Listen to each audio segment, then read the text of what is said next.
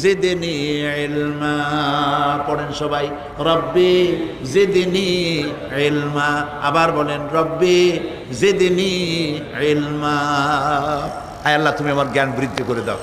শয়তান ছিল বুদ্ধিজীবী, আদম আলাইহিস সালাম ছিলেন জ্ঞানী। শয়তান শুদ্ধা।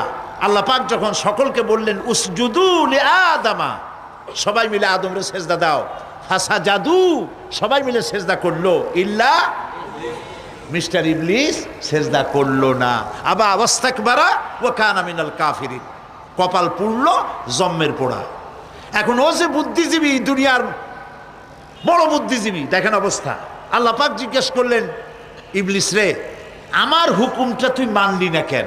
কোন জিনিস তোরে বাধা দিল আমার হুকুম অমান্য করতে? মানলি না কেন? ও তখন, ও তো বুদ্ধিজীবী, বুদ্ধির আশ্রয় নিয়েছে। সে বলছে, আল্লাহ পাক, এটা মানি নাই একটা বৈজ্ঞানিক কারণেই।